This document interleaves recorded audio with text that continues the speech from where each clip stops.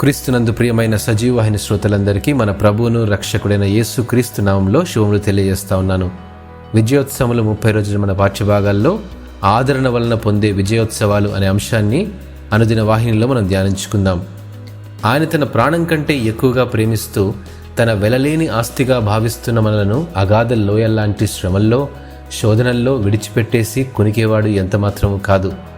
మనల్ని ఎంతగానో ప్రేమించే తల్లిదండ్రులు కానీ, బంధువులు కానీ, స్నేహితులు కానీ ఏదో ఒక సమయంలో వారికి ఎంత ప్రేమ ఉన్నప్పటికీ శక్తి లేకనో, శక్తి చాలకనో చివరకు వదిలిపెట్టేయవచ్చు.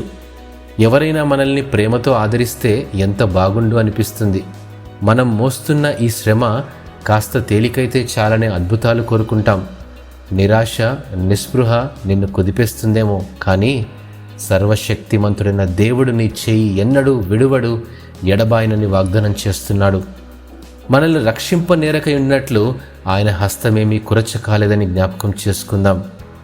2000 సంవత్సరాల క్రితం మనల్ని మన పాప శాపాల నుండి విడిపించి శాశ్వత జీవాన్ని ఇచ్చేందుకు తన మహిమ సింహాసనాన్ని, పరలోకాన్ని విడిచి దీనుడై ఈ లోకంలో జన్మించి మన శిక్షనంతా తానే మోసి తన ప్రాణాన్ని చివరి రక్త బిందు వరకు పెట్టేశాడు.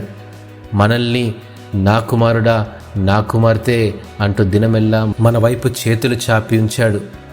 శ్రమల్లో, నిస్సహాయ స్థితిలో ఉన్నావేమో, నీ ఒంటరితనాన్ని దూరంగా వదిలేసి నీ కొరకై చాపుతున్న మన తండ్రి హస్తాన్ని పట్టుకోవడానికి ప్రయత్నించి చూడు.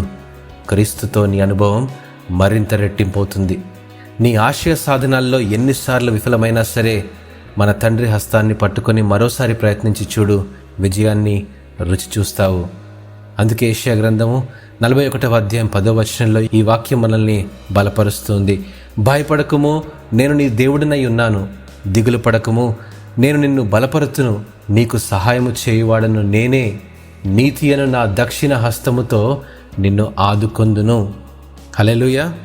భయపడకుము, దిగులు పడకుము అని వాగ్దానం చేస్తున్న మన తండ్రి హస్తం అనుదినం ఆదుకుంటున్న మన జీవితాల్లో ఎల్లప్పుడూ విజయోత్సవమే. దేవుడు ఈ వాక్యమును దీవించునుగాక. ఆమెన్.